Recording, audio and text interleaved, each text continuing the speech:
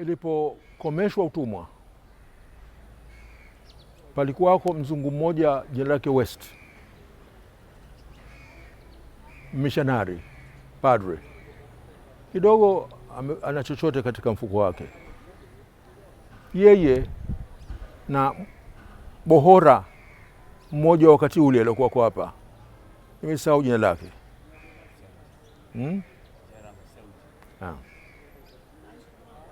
Sema sana.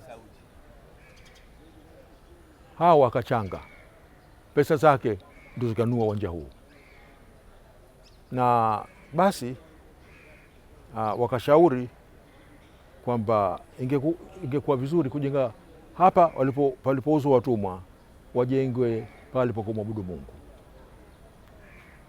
Kwa hiyo tunamshukuru Father West, tunamshukuru na huyu bohora waliochanga mapesa, tukanunuliwa kiwanja hichi.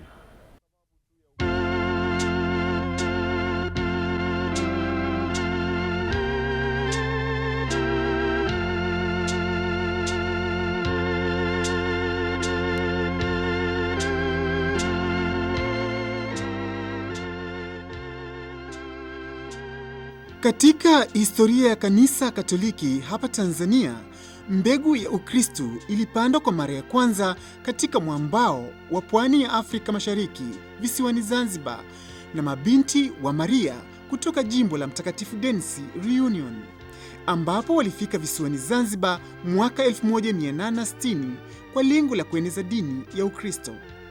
Mortem tuam annunciamus Domine, et tuam resurrectionem confidemus, done ec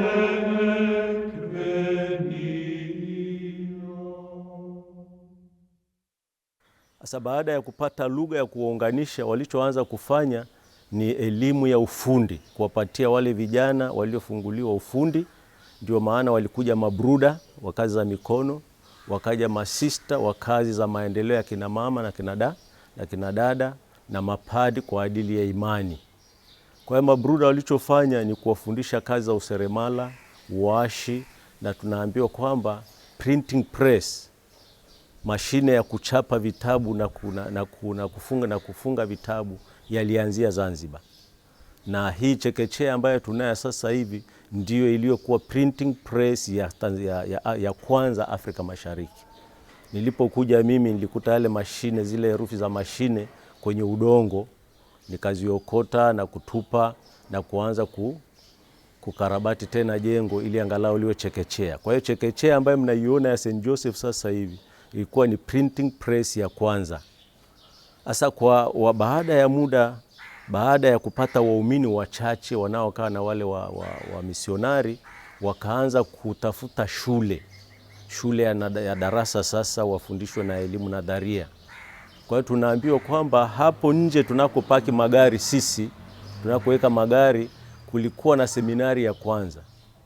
Seminari ya kwanza, kanyumba kadogo kale ambako sasa ni ofisi yangu ya elimu, kalikuwa ni kabweni kwa wavulana. Hapo ofisini tunapoingia kwenye geti yetu, palikuwa ni darasa la wavulana. Mahali pa kulia palikuwa ni mkungu wa mti, chini ya mti ndipo vijana hao walikuwa wanakula chakula chao na kujipatia mafao yao. Kwa elimu ya hawa watumwa wa kwanza ilianzia Zanzibar, na polepole tunasikia sasa dini hii na imani hii imeenda bara. Ndio tunaposikia Bagamoyo. Bagamoyo haikuwa chimbuko la imani kanda ya Afrika Mashariki. Chimbuko la imani ya Kikristo kanda ya Afrika Mashariki ni Zanzibar. Kwa sababu Zanzibar baada ya mwaka 1860 na 80, Zanzibar ilikuwa ni kama lango la wale wa misionari wote waliokuja kutoka nje kwenda bara au kwenda Kenya. Kwa hiyo ni kutoka Zanzibar wale watumwa wa kwanza waliokuwa wa Kristo walikwenda Bagamoyo na mapadri wao na wamisionari wao kwenda kuinjilisha kama makatekista. Kwa hiyo Bagamoyo ilijengwa na Wakristo wa kwanza wa Zanzibar. Sasa wale wengi waliokuja sasa, kwa mfano Mabenediktina walioenda kusini, unasikia White Father wa misionari wa Afrika waliokuja, makonsolata waliokuja baada ya Holy Ghost walipitia hapa wote. Na sababu za kupitia hapa ni kwamba kanda hii yote kuanzia bandari ya Sofala mpaka bandari ya Mogadishu ilikuwa imekabidhiwa shirika la Roho Mtakatifu. Na sio bandari imekabidhiwa, ni kwamba kanda yote ya uwanda huo ni sehemu ya kuinjilisha ya shirika la Roho Mtakatifu. Sasa wale waliokuja ni lazima wapite wa sign na kupangiwa mahali pa kwenda. Kwa hiyo ndio maana tunasema chimbuko la Ukristo Tanzania na Kenya ni Zanzibar. Jitahidi kuwasamehe jirani zetu, maadamu tunakuomba utusamehe sisi dhambi zetu wenyewe. Tunaomba hayo kwa njia ya Kristo Bwana wetu.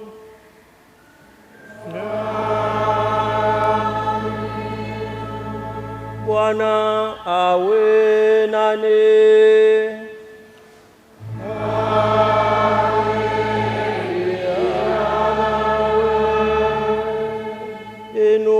Inueni mioyo.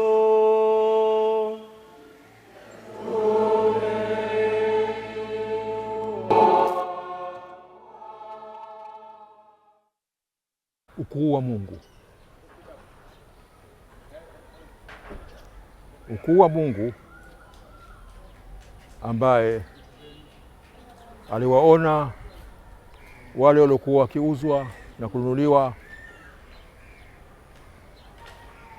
lakini wakati ulipofika wa kufanya neno akawakomboa kwa kutumia watu wake wakati ule.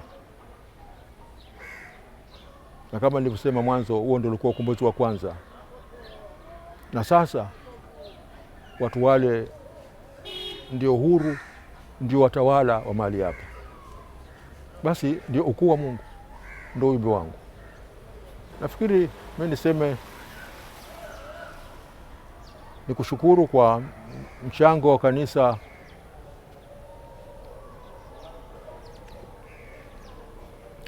la Roma na kwa huduma yake inayofanya katika mambo mengi. Maana hata kuwaleta, hata kufanya interview hii, basi ni mchango wao. Bwana azidi kuwabariki na kuwapa nguvu, kuendelea nguvu hata nguvu.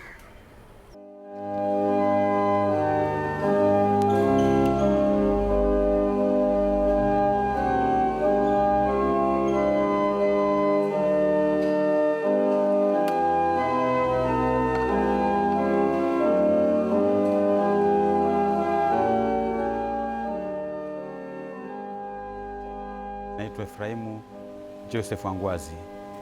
Ni Mkristo wa kanisa hili la Anglican kwa hapa Zanzibar.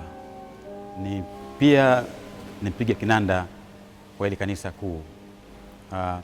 Hiki kinanda kinaitwa pipe organ kwa sababu sauti zake zinakuwa zinatoka katika pipes. Naona kinaitwa pipe organ. Kinanda hiki kimeletwa Zanzibar hapa katika hili kanisa katika mwaka 1880 na kilinunuliwa kwa paundi 600 tu. Paundi hizo ni za wakati huo. Vinanda hivi wala havina speaker, venyewe vinajitosheleza, havina speaker wala amplifier, ni church organ. Kwa hiyo kikipigwa hapa, basi watu wote mnasikia kwamba kinanda kinaimba hapa.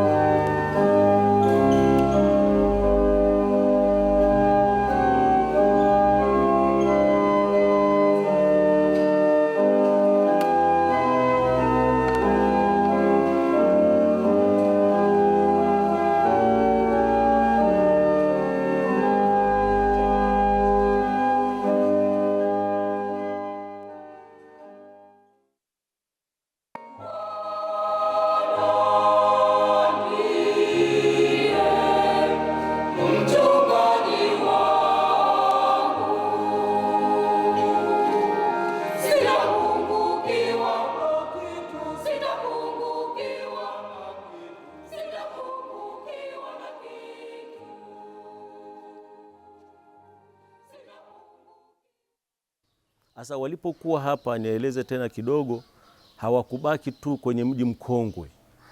Wale watumwa walivyokuwa naongezeka na kupata elimu, wamisionari walinunua ardhi kilomita 30 kutoka hapa, kisehemu inayoitwa Mahonda, eka 20.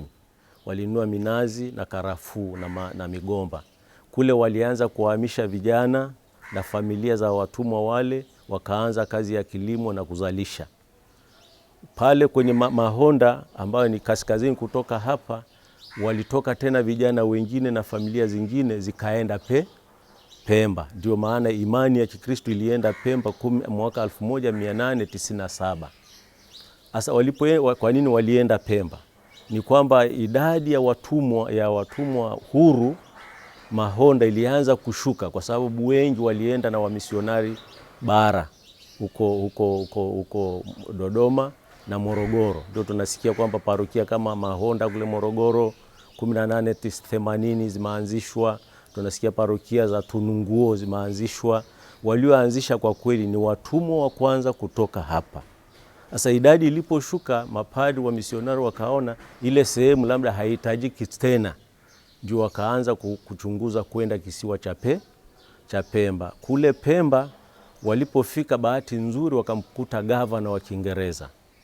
Wakati huo alikuwa ni mwanafunzi wa shirika la Roho Mtakatifu kule Kimage Mine, Ireland. Akawapokea vizuri. Alienda Padre Atiene na Adelardus, brother Adelardus. Wakataka kununua ardhi. Kina Kweka, Wakristo wa Kweka walishakuwa Pemba. Wakataka kununua ardhi. Yule mwanafunzi wa Holy Ghost akawa tayari kuwapatia mahali pa kuanza kanisa. Na kwa sababu walitaka kuanza tena shamba kubwa la watumwa huru, wakapewa ukanda wote unaoitwa peninsula, sidi mnaitaje, peninsula ya Chake Chake. Peninsula ya Chake Chake karibu eka 300.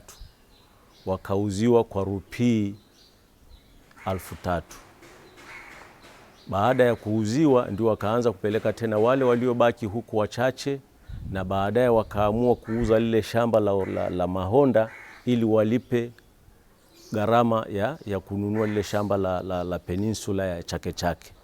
Kwa hiyo ndio imani ilianza kuingia Chake Chake 1897. Ilianza kule Dongoni. Baada ya Dongoni tukaanza pale Chake Chake, ambako kanisa la Chake Chake lilikuwa kwa kweli zaidi ni wale waliokuwa wanafanya kazi za serikali. Na kidogo tukaanzisha shule kule Kizimbani kwa ajili ya wale wafanyakazi wanaotoka sasa mikoani, wanaotoka Tanga kwa sababu ya mkonge na mengine. Kwa hiyo tukawa na makao pale Pemba Kizimbani, tukawa na shule ya darasa la kwanza mpaka la 8, tukawa na nyumba ya masista, tukawa na nyumba ya mapadri na shule. Kwa hapa mapadri wa misionari ni wa kwanza kuanzisha sekondari hapa. Ya sekondari ya hapa ilianzia hapa. Tulianza na chekechea katika mnara St. Joseph hapa, madarasa unayaona huko chini huko. Ilikuwa darasa la chekechea mpaka la 4. Baada ya la 4 walikuwa wanaenda St. Joseph Convent School. Tumekuja. Labda padri atawapeleka pia. Sasa tumekuja hii ambayo imebadilishwa kwa kweli. Ilikuwa inaitwa St. Joseph Convent School. Kwa hiyo wengi walisomea pale mpaka darasa la 12 kama rais wetu wa sasa hivi.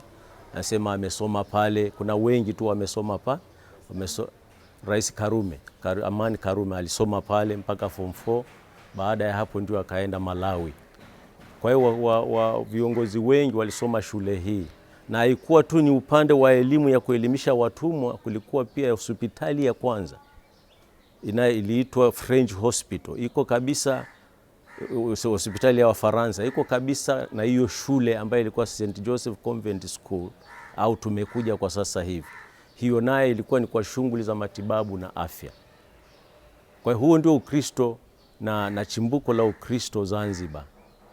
Tusaidie kutambua kwamba haiwezekani kumwabudu Mungu na kumchukia ndugu. E Bwana tusikie.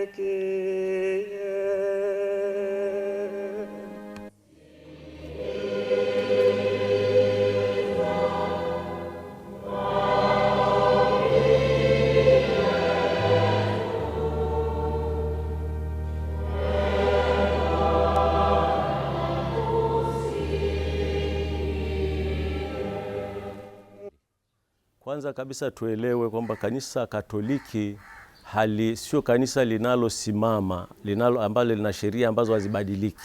Wao walipokuja wakati ule, taahudi, yani theolojia ya kanisa ilikuwa ni kwamba nenda ukawabatizo wapeleke mbinguni.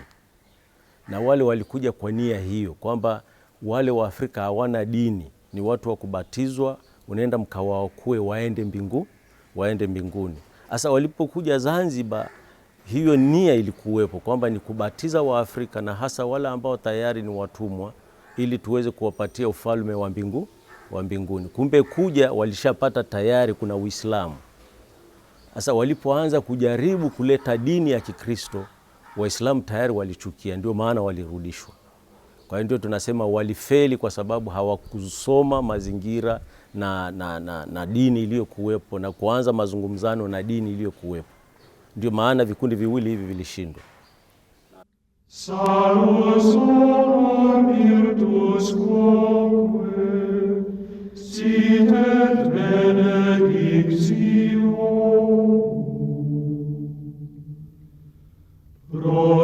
Procedenti apud roque, campans in laudatio.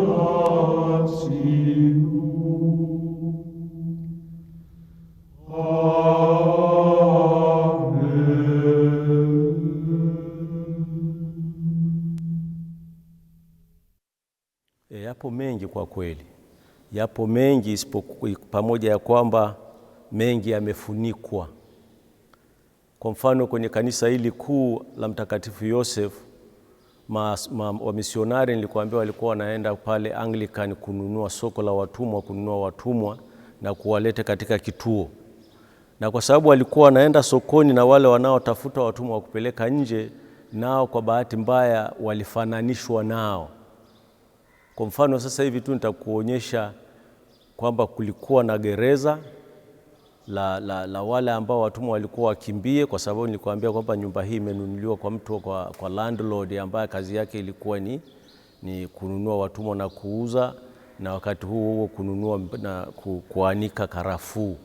Kwa hiyo alama hizo zipo katika kanisa letu, na ndio maana tumesema kama watu wanatufananisha kwamba tunanunua watumwa na kuwauza, ni afadhali tuache, tusivionyeshe hivyo vitu.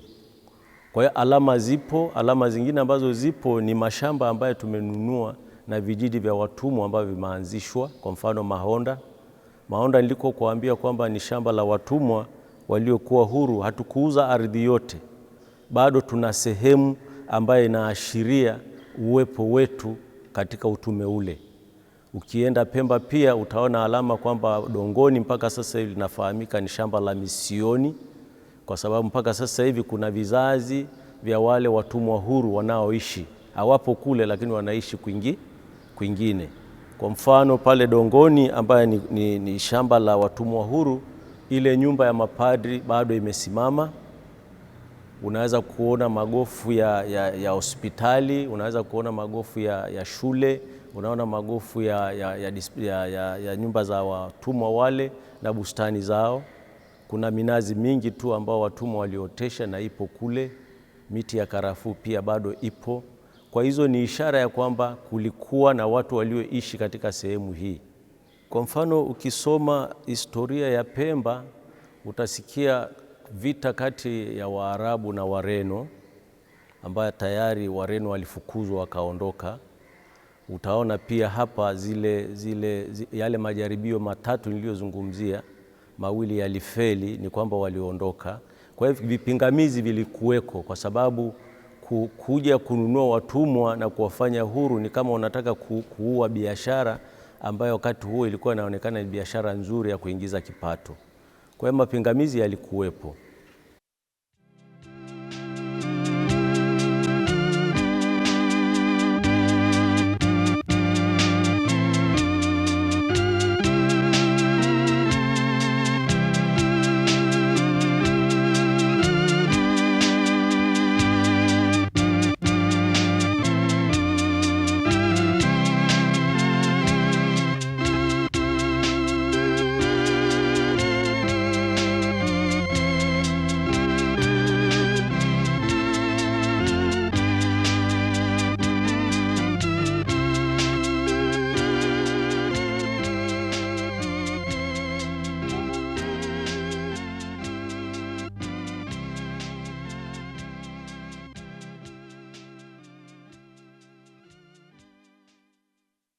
Kwanza kabisa changamoto yangu kubwa ni kufanya kanisa libaki limesimama.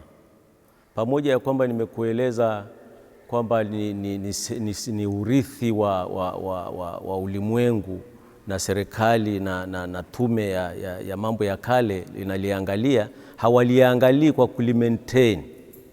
Ni kwamba wanaangalia kama jengo la kihistoria, lakini sio kwamba watalete kuna ukarabati wafanye au kuna marekebisho wafanye. Sasa hiyo ndio changamoto yangu kubwa. Nilipokuja kanisa lote lilikuwa linavuja na ile hii mnayoona kama ceiling ambayo ni udongo wa chokaa ulianza kuanguka kwa sababu ya mvua. Sasa bidii yangu ilikuwa ni kwamba kuondoa paa lote na kuweka paa jipya. Hiyo haikuwa kazi ndogo.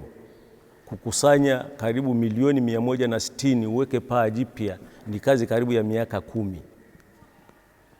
La changamoto ambayo tunayo sasa hivi ni kutafuta fedha za kutunza ukuta ulivyo zisianguke.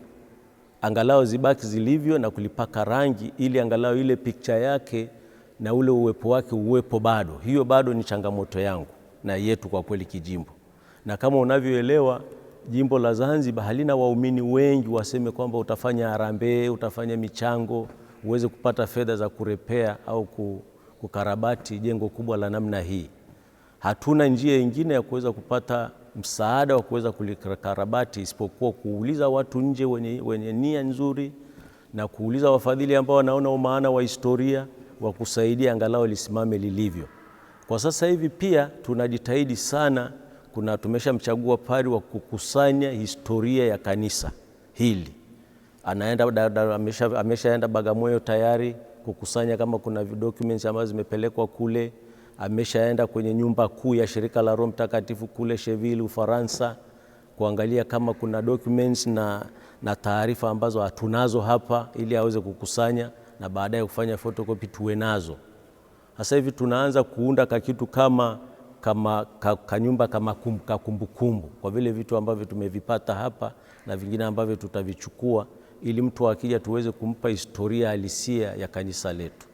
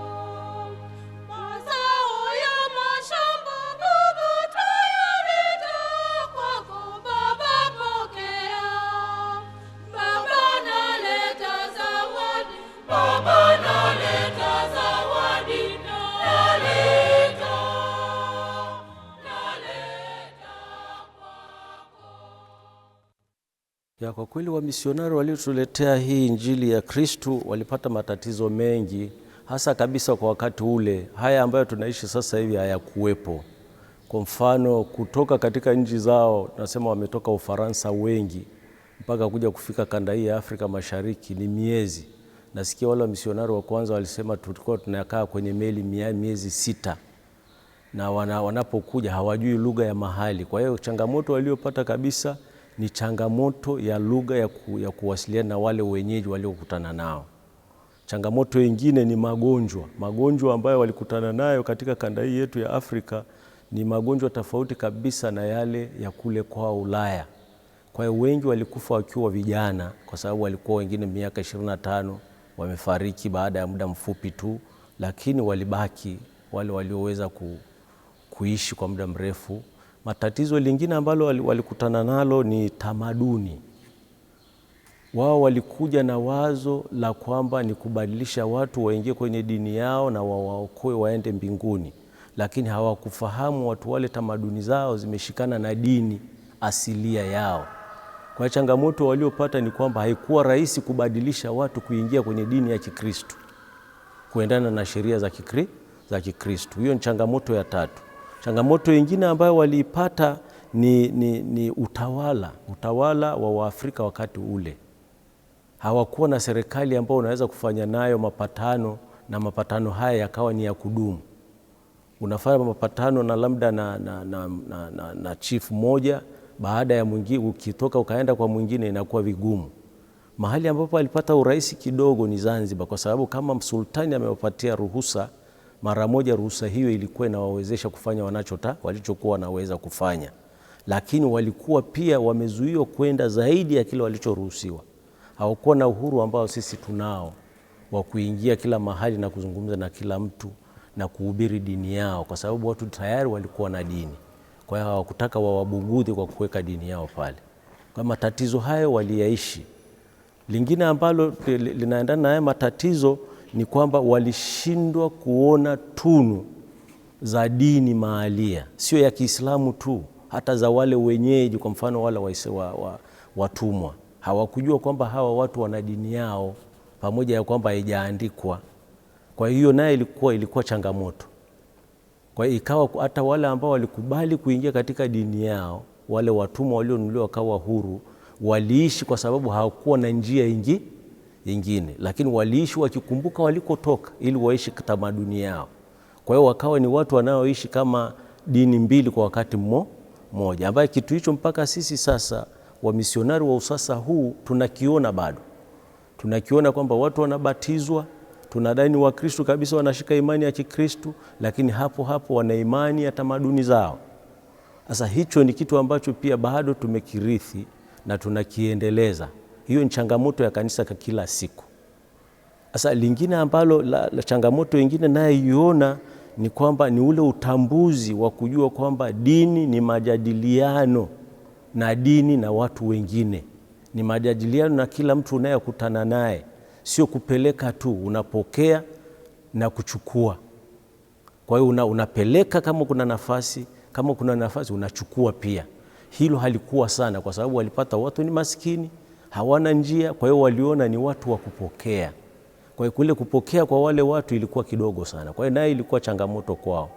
Msaada wetu kwa jina la Bwana aliyeumba mbingu na dunia. Bwana awe nani, awe pia nawe. Awabariki na kuwalinda Mungu Mwenyezi, Baba, Mwana na Roho Mtakatifu. Amina. Nendeni na amani.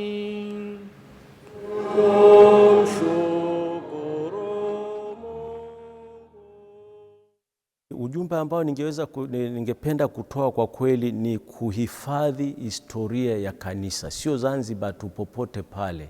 Kwa sababu tusipohifadhi historia hatuna mahali pa kuanzia, na tusipohifadhi historia ambayo ndio inatufanya tulivyo, kizazi kijacho hakitakuwa na kitu cha kushika.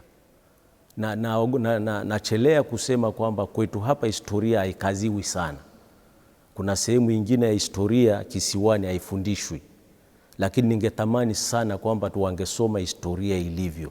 Pamoja ya kwamba ina machungu yake, ina na mazuri yake, tungependa kujua machungu yake na haya mazuri, ili tuweze kutoka katika yale machungu tutengeneze mazuri, na kama ni mazuri tutengeneze mazuri zaidi. Ndio maana napenda historia ya kanisa iwekwe, kwa sababu elimu yote ambayo tunayo tumekopa, tumeletewa. Kwa hiyo tunajenga kwenye misingi ya wengine, na usipojua msingi huu utaweza kujenga nyumba ambayo imesimama. Kwa hiyo nasisitiza sana makanisa yetu yatunze historia yake, hata kama ni machungu namna gani, itunzwe kwa kizazi kijacho.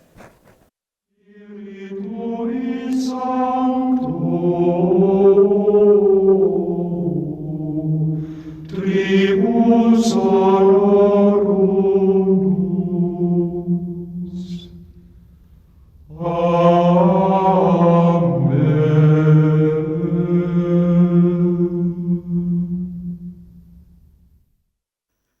Safari ya wamisionari wa Holy Ghost katika kuhubiri dini ya Ukristo barani Afrika haikuishia visiwani Zanzibar pekee. Ndipo mwaka 1868 walianza safari nyingine. Walipanda mashua kuelekea Bagamoyo, na kundi la wenyeji wa Bagamoyo liliwapokea ufukweni mwa bahari zama hizo. Vijana wenye nguvu walifunga safari toka huko Ulaya kuja hapa Afrika. Vijana wenye ari walivuka bahari na maziwa kuileta Injili Afrika Mashariki. Makasisi na watawa walifika Tanzania kuleta habari njema ya wokovu kwetu sisi. Walisukumwa na moyo wa umisionari.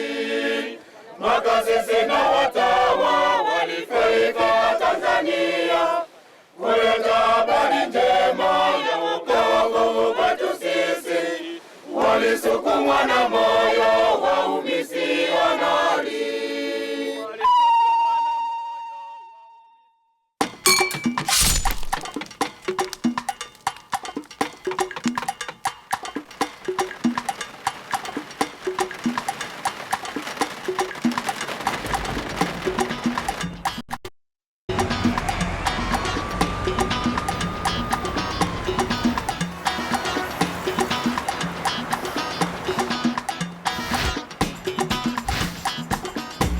Ramadan.